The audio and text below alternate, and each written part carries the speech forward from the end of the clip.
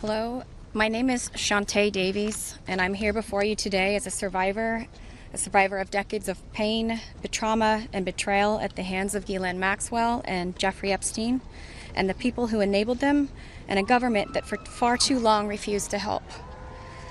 In 2002, I was living in California, a young woman with high aspirations of becoming an actress. I was already beginning to make a name for myself in the industry. A person I trusted, someone I thought was a friend, invited me to meet a powerful woman who could help advance my career. That woman happened to be Maxwell.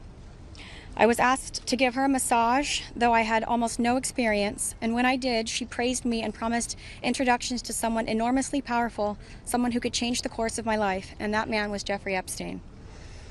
At first, I was an excited young woman on top of the world. Epstein flew me to his private island. He listened to my dreams, promised to help, but his promises came with a catch. The abuse began. He told me to keep it secret.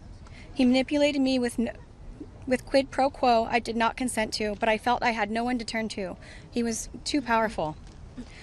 I was just one of the many young women trapped in his orbit. I was even taken on a trip to Africa with former President Bill Clinton and other notable figures. In those moments, I realized how powerless I was. If I spoke out, who would believe me? Who would protect me?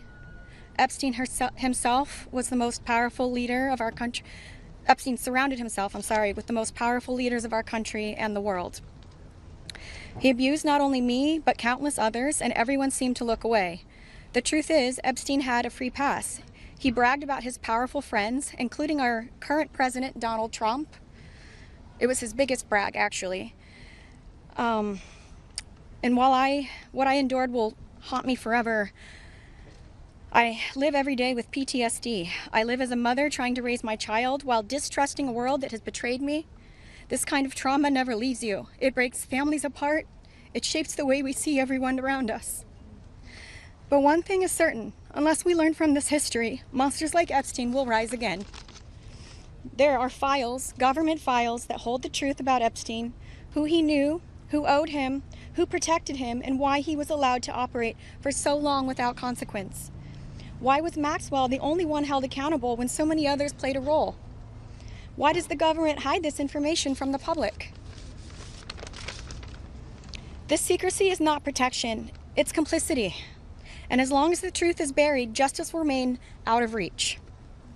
That is why this bill matters. Passing it will, bless you, ensure that the suffering of survivors is not in vain. Passing it will bring accountability, transparency, and prevention. It will help protect the next generation of predators who seek to place themselves above the law through wealth, influence, and connections. This is not just my story. It is about every survivor who carries invisible scars. It's about the weight we live with daily. It is about the families broken and the futures stolen.